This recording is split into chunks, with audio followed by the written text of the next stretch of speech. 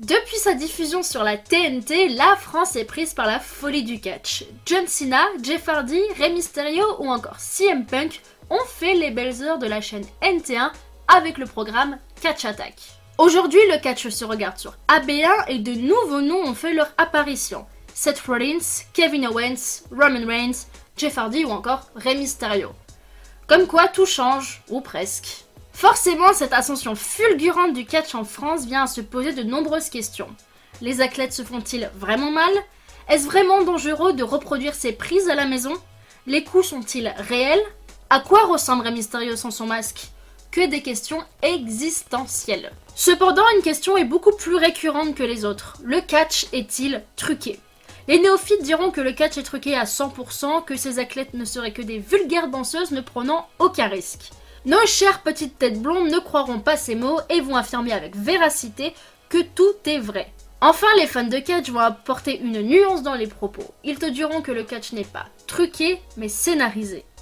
Alors, qui a raison? Les néophytes, les petites têtes blondes ou les fans de catch? Réponse.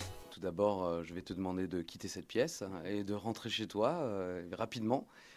Non, le catch n'est pas truqué, évidemment. Après, oui, c'est scénarisé, mais il n'y a aucun trucage. Les catcheurs sont des sportifs. Ils se donnent des coups. Alors oui, ils savent qu'ils vont les recevoir. Oui, ils savent les donner pour essayer de faire le moins mal possible. Mais c'est extrêmement demandant pour le corps. C'est des hommes et des femmes qui souffrent, effectivement. Il y a un côté, d'ailleurs, masochiste dans le catch. Les catcheurs, s'ils sortent du ring, ils ont pas mal. Ils ont l'impression de ne pas avoir bien fait leur métier. Donc non, il n'y a aucun trucage. Ça peut arriver, mais... sinon, c'est effectivement des gens qui tombent tous les jours sur le dos, sur la nuque et qui sont obligés d'être très musclés pour pouvoir supporter ça. Oui, tu auras sans doute reconnu la voix de Christophe Ajus, l'une des deux voix de la WWE en France. Cet extrait provient d'une interview que j'ai eu l'occasion de réaliser l'année dernière pour l'émission Le Plateau Télé sur France Bleu. Avant un combat, les catcheurs ou catcheuses connaissent le nom du gagnant. Ils se dirigent sur le ring tout en connaissant la personne qui aura le bras brandi vers le ciel par l'arbitre. Cette pratique porte un nom, le kayfabe. Ce terme barbare et difficile à prononcer désigne le fait de donner l'illusion que les combats de catch ne sont pas arrangés. Une fois ce terme de kayfabe expliqué, tu peux le respecter ou non. Lorsqu'il faut démêler le vrai du faux, deux mots existent, work et shoot.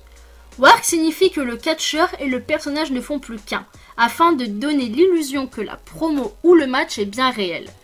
En soi, le catcheur est dans son rôle et il suit le scénario qu'on lui a donné à la lettre. Cependant, il arrive que les catcheurs ou catcheuses sortent du cadre scénario afin de s'exprimer librement et de manière imprévue. Cet imprévu se nomme shoot.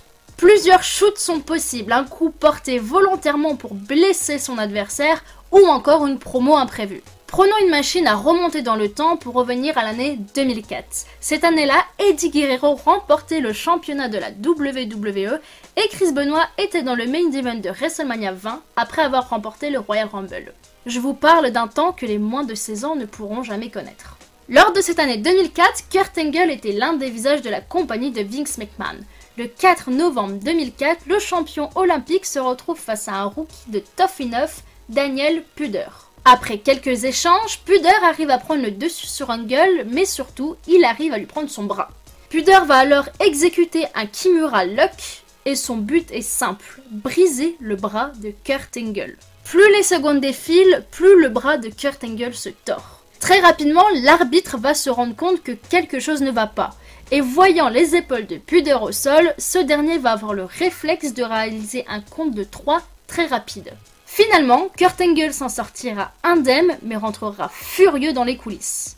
Je pense que vous l'avez compris, l'exemple que je viens d'expliquer concerne un shoot sur une blessure volontaire. Parfois, le shoot va aussi concerner une promo. Lors du pay-per-view de la ECW One Night Stand 2005, Paul Heyman va délivrer une promo où il va mélanger catch et réalité. Pendant plusieurs minutes, Paul Heyman va se lâcher. Il va notamment dire « Cachez vos femmes, Edge est là au public ».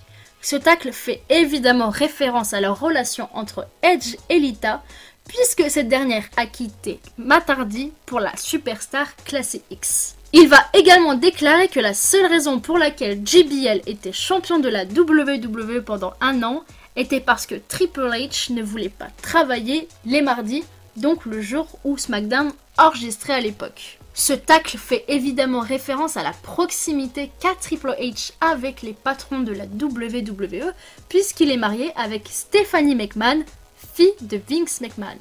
Le catch est scénarisé, certes, mais il faut se rendre compte que ces femmes et ces hommes prennent des risques en entrant dans le ring juste pour divertir le public. Parfois, ce ne sont que des blessures superficielles.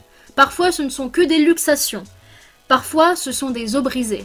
Parfois, ce sont la vie qu'ils laissent au milieu du ring. Juste pour cela, nous pouvons remercier ces athlètes.